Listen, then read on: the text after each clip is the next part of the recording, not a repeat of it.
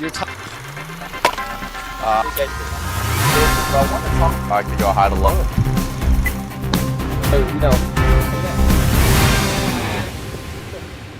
The 12-team playoff is here. Welcome to another episode of Sharp Segments. I'm Nico Sharp, alongside new guest, college football expert Curtis Warren. Curtis, thank you so much for joining me. Really excited to break down these matchups, kind of talk about the new combination of the 12-man roster, a couple controversies in there. But Curtis, please let us know who you are. Yes, my name is Curtis Warren. I've been friends with Nico ever since we were kids. We went to high school together. He's a good dude. I'm excited to talk some football with him. Yeah, super excited about it. You have a little bit of football background yourself.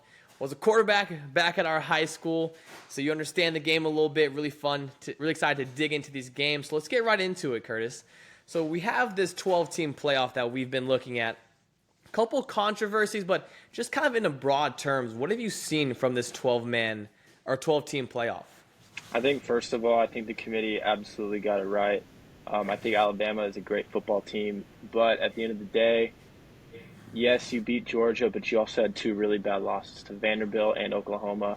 One to where you didn't even score a touchdown. I think Jalen Milroe is a fantastic quarterback. They have a lot of explosive weapons, but if you can't score a touchdown against a really struggling Oklahoma team, then there's not really much that can help you. I think SMU really deserved to be there more than Alabama, and yeah, I think SMU is a great team. I think they're going to make a run. Yeah, SMU is a really fun team. They go up against Penn State. We're going to break down each matchup going in order of the games. We're going to give our picks later in Sharp Picks. So we're not going to give you our picks just yet, but we're going to break down a few of those games. But Curtis, I want to play devil's advocate with you a little bit. Not saying I disagree, but I see both arguments on both sides. I've been researching a lot, and I see a lot of great arguments. So for those arguing for Alabama's case, what would you say to people who are saying, hey, why you're basically telling these small teams or telling all teams in the country to build when your non-conference games, make them easy games, win those games. Don't challenge yourself, because teams like SMU, they may want to say, hey, go challenge a bigger school and go win a non-conference game. Obviously, you have to play your conference, but in those non-conference games, go play. You don't have to play Georgia, Texas, but go challenge yourself a little bit. Go play the Penn States of the world. Go play Notre Dame, right? It doesn't have to be the top 3 teams in the country, but go play better teams. So what would you say about those people who are now saying that leaving Alabama out, you're kind of opening the door to creating weaker schedules for all these teams? Well, if you look at Alabama's non-conference schedule, especially during conference play, I think it's a real telling story of how they played Mercer in November. I think if you're going to play an FCS school, I don't think it should be in the heart of your season. The rest of their non-conference schedule is Western Kentucky, Southern Florida, and Wisconsin. And none of those teams are really, really anything special. So I think, as far as that argument, I think honestly Alabama did a great job of scheduling the cupcake non-conference schools. So it just all goes back to conference play. You can now with the 12-team playoff, you can afford to have 1, maybe 2 of those bad losses, but if you have 3 losses, your ticket is almost out the door. Yeah, I totally get it. And I heard some people say, well, hey, Alabama, they have their conference games are those powerhouse schools, when schools like SMU don't play those schools. So their non-conference games would have to be a team like that. But again, I'm not saying I agree or disagree. There's so many arguments on both sides. And to be honest, I think that I do like what the committee did. That you can't punish SMU for making the ACC championship and then losing. You can't punish a team for, again, making your conference championship. But again, I think there's arguments on both sides. Committee's in a really tough situation. Let us know what you guys think in the comments. Did the committee get it right? Are they opening doors to play smaller teams? What did you guys think? Let us know that. Curtis, let's look at the bracket of what we're looking at here. So to start off at the top, you have the number 12 Clemson playing the 5 Texas. The winner of that will play Arizona State. Then you move down the list. You have Tennessee playing Ohio State. That one's going to be prime time. Winner will take on Oregon. And then SMU, Penn State, we've talked about that. They'll go on to play Aston Genty and the Boise State Broncos. And then you have Indiana, Notre Dame, winner of that going to take Georgia. So those are just the kind of the matchups, but let's go in chronological order here. The first game will be on December 20th, which is going to be on that Friday. And it's going to be Indiana versus Notre Dame, the number 10 versus the number 7. Both teams 11-1. Curtis, what did you seen in this matchup? I think what a lot of people don't know is that Indiana, I believe, actually has the number one rushing defense in the country. And playing against a mobile quarterback like Riley Leonard, who is a very fantastic quarterback, I believe, is very underrated. But I think if Indiana can make him throw the ball down the field vertically and try and complete chunk plays, then I think Notre Dame will struggle. But on the reverse side, Notre Dame also has a very fantastic defense, both in the air and on the ground. So I think it's going to be a very interesting matchup, and very interesting to see how Indiana can handle playing a top defense in the country. They started off hot against Ohio State, and then it just got out of hand. I think it was just a talent mismatch in that matchup. But I think Indiana and Notre Dame is going to be a lot closer than people think. Yeah, and when you ask the experts, Notre Dame is the minus 300 favorite as of now. The spread, they're giving Notre Dame an over a touchdown, minus 7.5 favorites in that matchup. But you talked about the offense of the Hoosiers that's maybe being overlooked just because of their schedule, like you mentioned there a little bit. They're averaging 43.3 points a game, right? Their offense has been booming, and they won 4 straight wins to start the year. Easier schedule, but they kind of set the tone for what the season was going to look like, while Notre Dame had a big win themselves going on the road, going to College Station of all places. A really tough place to play, really big matchup, and finding a way to win on the road. Again, we can't give our picks yet. I know we're kind of eager to, and we're really excited to, but going to try to leave that for sharp picks at the end. Now, this QB matchup in particular, what have you seen from Curtis Rourke and Riley Leonard? You spoke a little bit about Riley Leonard, but you being a former QB, what have you seen from these QBs and how this game will match up? I think Curtis Rourke really defines what it means to be have true pocket presence. I think he's back there. He's calm. He's cool. He's confident, and he can zing that thing all over the yard. So he's a really good quarterback. I think he's going to be the number 4 quarterback off the board in the draft. He can really, like you said, they average 43 points a game. They can really light that scoreboard up. And everybody they've played, people can talk about their schedule, but everyone they've played, minus Ohio State, they beat the crap out of. And they've done it convincingly. And I think that when it's all cylinders are hitting, they can be a scary offense with him at quarterback especially. Yeah, their offense has been clicking in. If you look at the 2 quarterbacks, there's 2 guys who have been really improving. First, you have Rourke, who has a 71.5% completion rating with a 27-4 touchdown to interception rate. A guy who's been quite efficient at the quarterback position. But then another guy in Leonard who's having a better year than he did in his last season. He has a 57 completion rate last year. That has improved to 65.8. Last year had a 3-to-3 ratio, Kurt, and you being a quarterback, you knowing 3 touchdowns to 3 interceptions, the turnover rate, not a very good stat to have. That's very unfavorable at the quarterback position. Know it a little all too well. Yeah, Curtis may know it all too well, but that'll be another story. I'm sure we can put up some huddle highlights, and it's tough. And I know people who know you and who know us may have some things to say about that one, Kurt, but we'll try to leave that one back in high school. But now, Kurt, this could be the story of you. 3-to-3 ratio early in his career. Now 16-5. Now finding the back of the end zone, not turning the ball over as much. Been playing really, really well. So again, you have the minus 300 Notre Dame taking on the plus 240 in the Indiana Hoosiers. Kurt, do you see the crowd being any factor over there at Notre Dame? Yeah, I could see it being a factor. I think, first of all, I really love Cignetti. Kurt Cignetti is a baller of a coach, and he's going to have his guys ready. So I don't think the crowd is going to pay. It always has a little bit of impact. I don't think it's going to be I don't think it's going to be a game changer. Okay, not going to be a game changer. So let's move on to the next game, which Field has known to be a game changer. Let's move on to December 21st. That's Saturday. The first game of the day will be at noon Eastern time. Again, these times are going to all be in Eastern.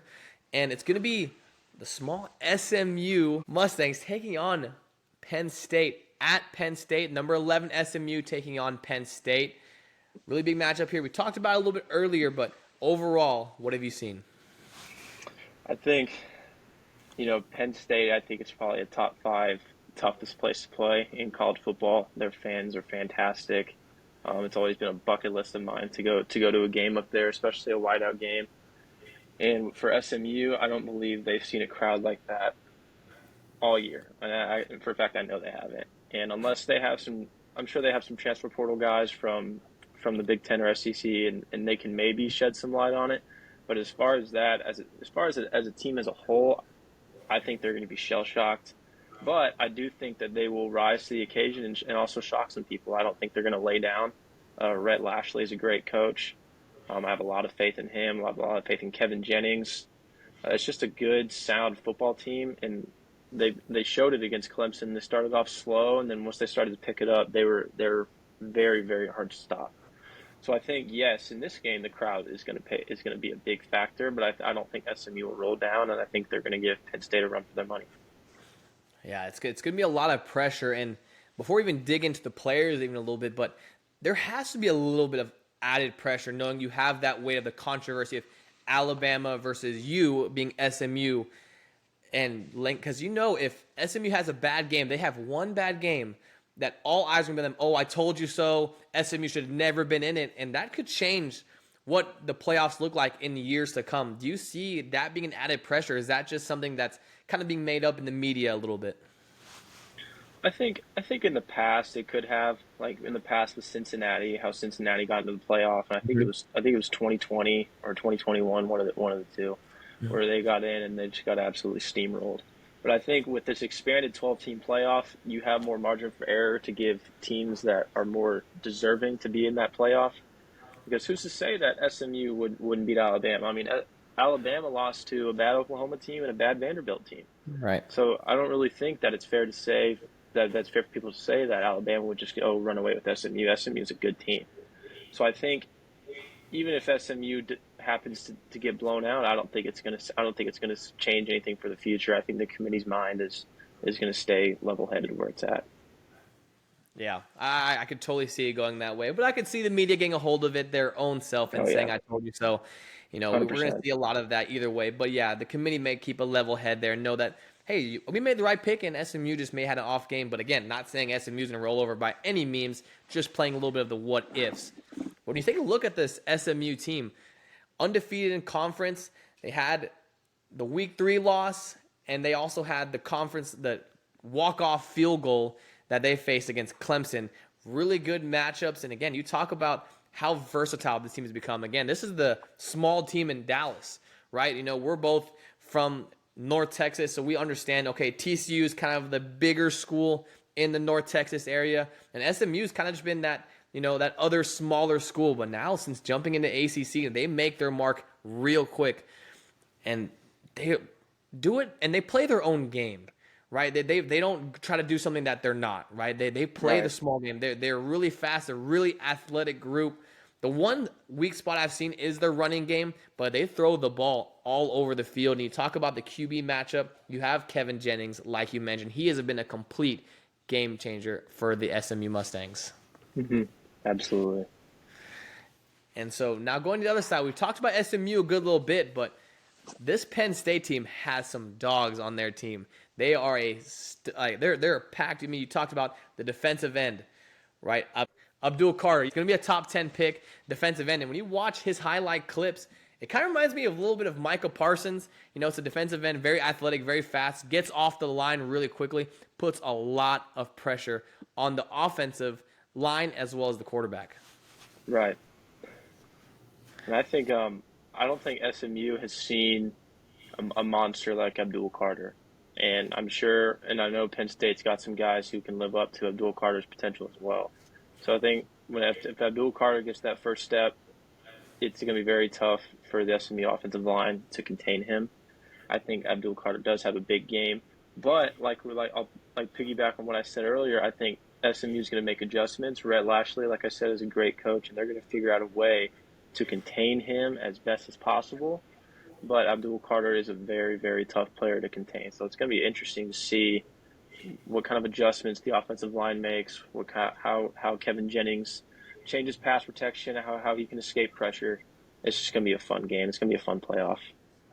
Yeah, and in the past, you talk about Abdul Carter, but not only him, it's that whole defensive line. They have tackled opponents for a loss 195 times in just 2 seasons.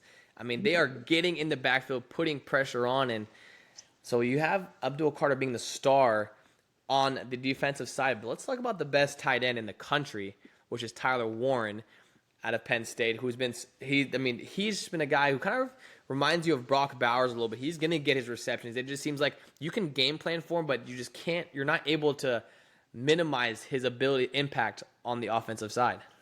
Yeah, he's such a tough player to cover. He can win one-on-one. He can go up and get in double coverage. He's been a safety blanket's not the right phrase, but he's just been there for Drew Aller all season. Been able to pick up Drew Aller, who I think is also a really good quarterback. But yeah, T.J. Warren, he's a freak. You know, he'll definitely be playing on Sundays, and SMU's gonna have I'm sure they're gonna have a game plan to try and contain him. But it's also gonna be very interesting to see what they do. Yeah, it seems like every team has tried a game plan for him, but having over 1,000 yards, 6 touchdowns, and this is a guy who lines up all across the field. He's even received a snap. You know, he's gone under center and he's gone in the shotgun. He's in the tight end place, but he can also go out wide. He's so versatile. They're going to game plan to try to find his way to the ball. So Right. again, Penn State 11-2 team, SMU the 11-2 team. Currently, Penn State is the minus 350 favorite with an over 8.5 point spread. So it's gonna be a tough one, and I think you're right, Curtis. We mentioned earlier that this game is gonna be a lot closer than even some of the experts are picking.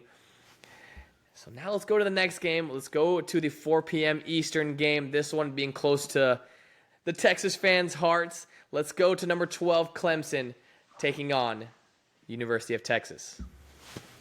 I think with that matchup, and I think it's a pretty well-known story how Quinn Ewers and Kate Klubnik, the two quarterbacks, faced off against each other twice in the state championship in Texas, 6A Texas high school football, which is the best high school football in the country without a doubt. And Kate Klubnik got the best of Ewers, I believe, both times. And I think it's just gonna be. I think that's gonna be the best round one game. I think just the history that those two have, like, and on Texas' defensive side of the ball with Ethan Burke and Michael Taft being teammates of Klubnik's in high school at Austin Westlake, they're going to try and get after him. And that's going to be a fun matchup to see those two quarterbacks battle it out again like they did in high school. Yeah, you covered all the storylines I had planned. It's just more than just the game itself. It's people having a past, playing at the same high school, playing against each other in high school. It's a deeper rivalry than just, a big playoff game, which it is already. But the storylines behind it are super exciting. This is one of the more lopsided expert picks of this playoff so far. Texas is the minus 11.5 favorites in this one, minus 395 favorites versus the plus 325 of the Clemson Tigers. So Clemson being 10-3, Texas being 11-2. What have you seen from Clemson that makes the viewers think that, okay, no, Clemson is going to be in this game? Because when you look at Texas, minus the 2 Georgia games, they have been perfect. And even in that second Georgia game in the SEC Championship, put up a great fight, had a great first half, just couldn't find the end zone in that first half, but defense playing so well. So what have you seen from the Clemson Tigers that makes you think that, wow, this 11.5 spread is not enough? What I've seen is I trust their coach. I think Dabo Swinney gets a lot of hate for his ideology regarding the transfer portal. Mm-hmm. And he still has his team ready to play. He still won the ACC. The ACC is still Clemson's. It's going to be Clemson's for a long time as long as that guy's the coach. I think Cade Klubnik's heating up at the right time. The defense is heating up at the right time, even though they did let that late comeback from SMU happen in the conference championship. But I think Cade Klubnik, if he's going to play well, it's going to be tough for Texas to contain him.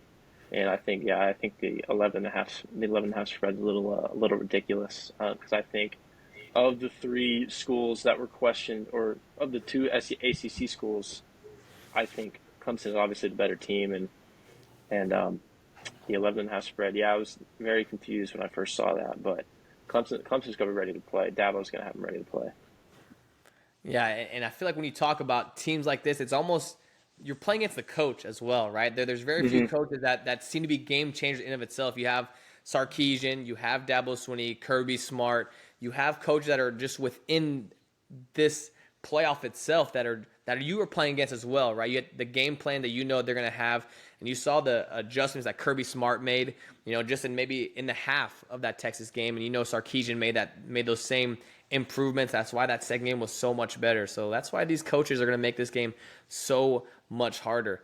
So when you look at the Clemson Tigers, right, they lose that first game to Georgia, and it was not close. It was a 34-3 whooping, and you're kind of like, okay, Clemson, that's a rough start to the season. So that kind of gets rid of your playoff hopes, right? You're like, okay, this team is just, they're not ready to play, right? And then they go and win 6 straight. And then they have that tough loss against Louisville. When just things seem to be getting going, you have that loss, and then they're really deflated. And then to go on that winning streak they did, and then ultimately become ACC champions, beating SMU by a walk-off field goal. It's been a great story. So Clemson Tigers coming in hot. They've been doing the right things. They earned their way here. And they were one conference champion away from getting a bye, right? I mean, they were Right. the only team that didn't win the conference championship that's not getting a bye. So they have a little chip on their shoulder. So it's going to be a really exciting game for Clemson. They're playing at their best, but now let's switch over to Texas side. Texas, who has been undoubtedly one of the hottest teams going into it. And again, it's just those 2 losses against the Georgia Bulldogs that they have not been able to figure out. Quinn Ewers seems to be healthy, but again, let's talk a little bit about this Texas offense before we even get into that defense. Right. I think with the Texas offense, everything revolves around Quinn Ewers. When you're the quarterback at the University of Texas, every time you slip up in the slightest, people are going to bring you down on it. People are going to point it out and notice it. Has Quinn played his best football the second half of the season? No. I do believe his ankle has been a factor, but it's also a lot of it has to do with decision making. There are some balls that he throws where I think he would like to have back 100%. Balls that he's trying to fit in a tight window with maybe not enough power on it. But I still think that he is one of the best quarterbacks in the country when he's on. I think he is the most accurate quarterback in the country, especially when he's on the move. When he's on the move and he can find Matthew Golden deep, I think they're really going to be tough. And if they can run the football, they got to get Wisner going. Wisner was held to, I believe, maybe 32 yards against Georgia, something like that. And they have to get him going for it to be effective so Sarkisian can work in those RPOs, those tunnel screens, and then hit him with the deep shot. So first things first, get the run game, get Quinn hot, and then they're going to be a tough team to stop. Yeah, whenever I was rewatching some of those games, because you watch the games live and you get a totally different aspect when you rewatch the games and kind of try to dig deeper into it. And when you look back at the stats, because I started watching the game, I started to notice there's a lot of checkdowns, a lot of short, quick passes for Quinn Ewers. Then you look at the stats, he has one of the lowest average air yards in the country, only at 7.4 air yards per target. Do you feel like they're not allowing Quinn Ewers to really extend it and try to go for the deep ball threat? And you have a couple of guys who can go down the seam a little bit, but it just seems like a lot of it are those checkdowns or a lot of quick outs and not really extending the field as much. I think Quinn and Sarkisian believe that they have the best skilled players in the country, and they want to get the ball out to them in space and let them do the work. And I also think that Quinn, he takes really good care of the football for the most part. He had a couple costly turnovers in the red zone against Texas A&M, but for the majority of the season, Quinn's been very good taking care of the football. And I think that's why he tends to lean to the check down a lot. Because something down, his first read's not open downfield, just get it to an athlete in space and let him work. So I think that stat. I don't know how I feel about that stat. I think a lot of it can be play calling as well, but we don't know for sure. We can only see what's on TV. And from what I can see so far, I think it's just Quinn trying to get his playmakers in space and take care of the football. And this Clemson Tigers offense goes against a very prolific defense in the University of Texas. I mean, that secondary has been elite, the entire year, and it's been kind of the backbone of this team. What did the Tigers have to do to try to pierce that impenetrable defense that they've shown so far? They have to. I think they need to be aggressive, push the ball downfield through the air. threw the air early because I think when you look back at the Texas A&M game, that first drive that they had, Marcel Reed was hitting 10-yard, 15-yard Mhm. ends pretty consistently on the first drive, and then I was really shocked to see that they hardly ever went back to those plays because those were open. So I think if Dabo's aggressive and he takes his shots against the Texas defense early before they have time to make adjustments, I think they can start out hot. But with that being said, I think Texas is undoubtedly the best defense in the country when it comes to the three phases: secondary, the front seven, stopping the run, getting the pass rush going is going to be key for Texas because that's actually the one thing that they aren't the best at is sacking the quarterback. So it's going to be very good. It's going to be a very good chess match. Two really good coaches, two legendary coaches, and two really good defenses, two really good offenses. It's going to be a good game. It's going to be a great game. Now let's move to the prime time game. It's going to be the Tennessee Volunteers taking on the Ohio State University Buckeyes. That's going to be the primetime game that Saturday. Once again, game time at 8 p.m. Eastern. Ohio State opens up as the favorite, the 7.5-point favorites, minus 275. Both teams at 10-2. Curtis, should be a great one. I think so as well. I think it's going to be a battle of a really good young quarterback versus an experienced quarterback in Will Howard and Nico. Nico, I'm not going to try and pronounce his last name, so I'm just going to call him Nico. Yeah, But Iyama La Ava. yeah, Iyama La Ava. we'll go with that. Yeah, with Nico, he's such a raw talent, and he is very very mobile, has great accuracy for such a young quarterback. He's going to have to play. He's going to play really good football. Although even though Tennessee has a top 5 defense in the country, he's going to have to be on point with his game and catch that defense off guard. And then with Will Howard, he's just going to have to rely on his experience. He was a 2-3-year starter at Kansas State, and then he's killing it right now at Ohio State. So that it's just going to be who can take care of the football, and yeah. Yeah, it is. It's going to be who takes care of the football better. That's what it's going to be. And you talk about Nico Iyama La Ava.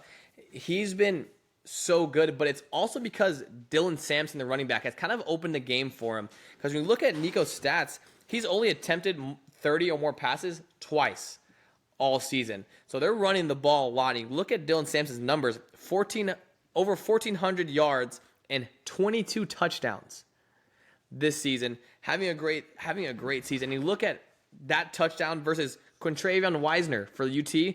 Wisner has 3 touchdowns, right? So you realize how much of an impact he has and how much of a end zone threat he is when he's finding the end zone 22 times this year. He's had over 92 yards in every game except for UT El Paso. Over 92 yards in every game. So, one, I guess UT El Paso just has the best run defense in the country, right? Is that what that means? Not quite. He only carried the ball 11 times. He carried the ball 11 they probably times. yanked him after the second quarter. So either El Paso has the best rush defense or he only rushed the ball 11 times. You guys let us know what y'all think. It's a flip of a coin, right? Which one it is. Yeah. Right, but Ohio State, you talked about the Will Howard experience and what he has. Again, a 5th year, went to Kansas State. But then the weapons that Ohio State has, you have Jeremiah Smith out at wideout, and he's been untouchable. Kind of reminds me a little bit of Warren out of Penn State, just a guy who you can't really seem to cover. And he finds his way open. He's going to get his every game. Yes, I think so. Jeremiah Smith, true freshman wide receiver, is just an absolute baller. Going to be a first-round pick, and whenever he decides to declare, and Will Howard's going to be looking his way all game long. He's going to have a big game. I think Tennessee is still going to try and scheme around him, but he's like you said, he's still going to get his, and he's going to have a big game. I love Jeremiah Smith. Yeah, he's fun, and he's a guy who's very versatile. You can put him in the slot, put him out wide, and again, they're going to find ways to get him the ball because their teams are going to game plan for him. The Volunteers are going to game plan for him, and they're going to see if they can still get him the ball. Right. All right, Curtis, we kind of broke down the games just a little bit. It's time for sharp picks. Let's go back down the list. Let's see the games, and we're going to pick our winners. And then after these games, and now we have the next section of games, we're going to run it back here, and we're going to see how we did. Who won? Who got more right? And we're going to make a little competition out of it. You know, we're competitors. We got to get it done. So let's go to the first game, back to the first game, which is going to be Indiana Hoosiers taking on Notre Dame. Who gets the win, and how do they get it done? I'm going to shock some people with my answer. I think Kurt Signetti and Indiana, they get the job done. Wow. I really do. I think they're gonna come out playing some fire. I think they're gonna Curtis Rourke's gonna have a big game. They're gonna contain Riley Leonard. They're gonna make him throw the ball downfield, and I think Indiana walks away with the win. It's gonna be a very tight game. I think Indiana pulls away towards the end, and the defense gets them a big stop for the win. Curtis coming out big immediately, going for the plus 240 underdog in the Hoosiers. Curtis, I'm going to disagree on you with this one. I have Notre Dame. And it's kind of for the same reasons. I think the whole game plan is to try to contain Curtis Rourke and, really limit his options and try to get to him early. And I think Riley Leonard has a great game. I think it's going to be a lot of what you kind of saw in that Texas A&M game to start the year, where it's a very defensive game, and Riley Leonard is going to turn that offense and get the points he has to, but I think they're going to rely on that defense, as I think the Notre Dame defense has been pretty solid throughout the year. They've been a little bit inconsistent, but I see them shutting down Rourke in that offense, and I think Notre Dame – now I think Hoosiers cover. Again, it's that 7.5-point favorite towards Notre Dame, but I think Hoosiers will cover, but Notre Dame is going to be the outright winner. Okay. All right, Curtis, we're a little split there. Now let's go to SMU going to Penn State. I think this one might be, in my opinion, the biggest no-brainer in the first games. I think Penn State just absolutely dog walks SMU. I think they're just going to out-physical them. I think SMU will keep it close in the first half, but towards that second half, Drew Aller will take over. Abdul Carter's going to have a good game, and I don't think this one will be close when it's all said and done. Yeah, I worry about that with SMU as well. I feel like it's going to be a little bit of like that Clemson matchup we saw, but I don't think they make that second half become closer. I don't think they close that gap. I think when you talk about the athletes and the dogs that Penn State has, I think that defensive line is going to be too much, and it's kind of going to be overpowering. I think Drew Allard has a great game. I am a fan. I am a fan of Kevin Jennings, but I just don't see him having the time in the pocket to even make decisions. I think Abdul Carter is going to get off that line. He's going to, wherever you put him, I think he's going to create issues. I don't see them stopping Warren. I think Aller has a great game. I think he might be the game difference, but I think Abdul Carter on that defensive line is really going to not allow the SMU offense to even find their rhythm and get going. I agree with you there. I think Penn State wins, and I could see them even going over that 8.5-point favorite. I could see that being a pretty lengthy and pretty convincing victory. All right, Curtis, so we're going to agree there. We're 1-1. We disagree and agree. So, we're getting along pretty well. So now let's go to this game. Now we have the number 12 Clemson Tigers traveling to Austin to take on the University of Texas. I think Texas gets this one done. I think Quinn Ewers, he's going to play good enough for Texas to win. I don't think he's going to light up the stat sheet. He's been cold for Quinn Ewers standards lately. I think the reason people give him such a hard time is because they know he is such a good quarterback, and everyone has these high expectations for him. I think Texas's defense is going to continue to play out of their mind. I think Michael Taft is going to have a big game. Jahdae Barron, all those guys. Ethan Burke's going to get a tackle for loss. I think Texas wins this game. Yeah, we didn't even talk about Jahdae Barron on the defensive side. But again, him in itself, he's a game changer on that defense. This Texas defense and that secondary has been unbelievable all year. And we're going to agree on this one, too. I think the Longhorns get it done. They're playing at home. But, yeah, it's been a lot of Quinn Ewers doubters. Again, he's only thrown for over 300 yards twice this season. And, again, for Quinn Ewers standards, that's kind of abnormal. You kind of expect more, especially when you have all the weapons he has on that offense. But I think Wisner gets going. I think that was a problem against the Georgia Bulldogs, which it's kind of tough to run on the Georgia Bulldogs with that defensive line they have. But Wisner never got going. I think if you get Wisner going early, it'll open up the options for Quinn Ewers. I see UT getting this one done as well. We're going to agree. There's 2 in a row, Kurt. Great job. We're doing great. So Texas gets it done. And I think it's going to be in convincing fashion, but I think Clemson still keeps it close. I think it's going to be a really good matchup. So I think you can't really ever doubt Dabo Swinney. I think he's going to game plan really well.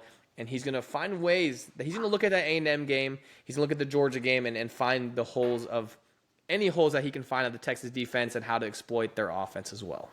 Yeah. Now we're going to go to the primetime game, Tennessee versus Ohio State. This game has a lot of interesting matchups, a lot of moving parts, a couple injuries coming in and out, especially when you look at that Ohio State team. How do you see this one going? I think this one is going to probably be the biggest dogfight out of all the games. Agreed. I think two really good defenses, two good offenses at times. Ohio State struggled against Michigan to score points. Tennessee really hasn't had a problem all year trying to score enough points to win a football game. But I think all in all, with that being said, I think Ohio State wins this game. I think Ohio State's defense is going to be too much for Nico. I think Will Howard is going to do just enough to get it done. He's going to make that one big play they need at the end of the game to kind of seal it for them. I trust his experience, and I can't keep talking about that defense enough. Their defense is fantastic. Caleb Downs, one of the best secondary defenders in college football, if not the best. So yeah, I see Ohio State winning this one, but it's going to be close. Yeah, Caleb Downs is one of the best defensive backs in the country. Undoubtedly, that Ohio State defense is. We didn't talk about them enough. Honestly, I know we kind of covered them last, but we didn't talk about that defense nearly enough. Again, you talk about the presence of Will Howard. Again, you have a 4-year player coming in, has that experience, can lead the team, which he has done. But I'm going to go with the Tennessee Volunteers, and I think oh no, and we disagree on this one, Kurt, because let me tell you why. I think this defense for the Tennessee Volunteers is going to make the difference. Let me tell you why. I have James Pierce, the defensive end for the Volunteers, having a great game. I think he's going to be the game changer because when you look at that Ohio State offensive line, 2 of their 3 offensive linemen are hurt. Of their best offensive linemen are hurt. So I think James Pierce, if he has a big game and can get to Will Howard, I think he puts a lot of pressure on him. And then on the offensive side, I think their key, and we talked about earlier, is going to be Dylan Sampson. Can they get him the ball early? Can they allow his running game to be so effective that it's going to open up the offense even more for Nico? And they've been winning without Nico having to throw the ball more than 30 times, right? And we see this this pass friendly league that we've turned into, college football, NFL as well. That now these quarterback numbers are going crazy. I mean, you look at the NFL, you look at Joe Burrow's numbers that he's having. I mean, they're going out in the air, right? But this Tennessee is really stuck to that hard nosed running. So I think it's going to be led by Dylan Sampson on offense and James Pierce on defense, getting to Will Howard, putting that pressure on this hurt offensive line of Ohio State. I like that pick. I think that game could go either way. I am going to stick with Ohio State, but I think that's going to be the closest one out of all the games. That's going to be a really fun game to watch. I'm excited to watch that one. Yeah, and I'm assuming, Kurt, we might watch all these games together December 21st. I don't know where you're going to be, but we might have to watch these games together. We watched a couple of the conference championships together, so I don't know where you're going to be, but I mean, I feel like we should have to watch these games together. And now we have a little bit of picks. Now we got a little bit of controversy here between us. So I don't know where you're going to be, but if we're going to watch this game together, I think we got to make it happen. You can count on me being at the Sharp residence bright and early, December 21st, watching football. Christmas is coming early. December 21st is where it all happens. But, Chris, I have one more actual thing that I just saw right before this podcast started. And thanks to NFL Rookie Watch, this is according to NFL Rookie Watch, Quinn Ewers is reportedly debating on returning to college football and foregoing the NFL draft yet again. However, Texas is reportedly ready to move on to Arch Manning next season, which would prompt Quinn Ewers to enter the transfer portal. Many NFL scouts reportedly believe Ewers could benefit from another year in college. So Texas has a huge decision to make. They do. Again, that's thanks to NFL Rookie Watch on Twitter. But so you covering and understanding the scheme of Texas, in quick words, what do you see Texas doing there if Quinn Ewers does decide to come back for another year? I know the fans and the team seems to be ready for Arch Manning's first full season, and so what would happen there if he decides to come back and decides to play another year of college? I think Steve Sarkisian would have to make probably the biggest decision yet at his time at Texas. If you bring Quinn Ewers back, you run probably the 100% risk of Arch Manning transferring out. who I think could be an exceptional talent. We haven't seen enough of him yet. Um, but Arch Manning is young. He's raw. He's going to be really good. So I believe if Quinn was to come back, what I think Texas would do, even though Quinn is my guy, I love Quinn Ewers. I think he's a baller. I think that they move on and go to Arch Manning, and I can see Quinn Ewers probably going to obviously another Power Five, Power Four school, somewhere like maybe Auburn or Ole Miss or maybe TCU closer to home. But yeah, I think if he comes back, I think they move on. Unfortunately. Yeah, I can see that. I mean, it's hard. It's hard to deny it. And again, it's how are you going to deny and literally say, "No, Quinn Ewers, we're good. We're moving on from you." Right? I mean, that's a crazy thing to say. But again, I think UT is really excited about what Arch Manning could possibly bring to the table. I mean, you already see him being implemented in this offense a little bit. He's mostly using his legs when they bring him in, but that's kind of what they've used him for. But so I know they're really excited to have him and get his first full season, get him some experience in. So that's going to be an interesting thing. Just want to hear your take on it real quick. But before we end this podcast, Kurt, do you have anything that you feel like you haven't been able to say about this playoff or about any of the teams in particular? The most underrated player in the entire country is Michael Taft for the University of Texas safety. Nobody talks about him. Go look at Michael Taft's numbers. Yep. He is a dog. Go watch a Texas game. He is all over the field. He's at every tackle. He always gets a hat on the football, and he's a former walk-on. Great story. Born in Austin, Texas, went to Austin Westlake. Actually intercepted Quinn Ewers in the high school championship. I was about to say that. Yep. In a fantastic jumping interception. So everyone needs to go look. If you're watching this, go watch Michael Taft. He is a dog, and you will not be disappointed. You heard it here first. He'll be on the field for the University of Texas as they take on Clemson. But that's going to wrap it up for this episode of Sharp Segments. Make sure you drop a like, subscribe. Let us know in the comments. Do you guys agree with what we're saying? We came up with a lot of opinions, a lot of different things. And a couple controversial topics, controversial teams being picked here. Let us know what you think.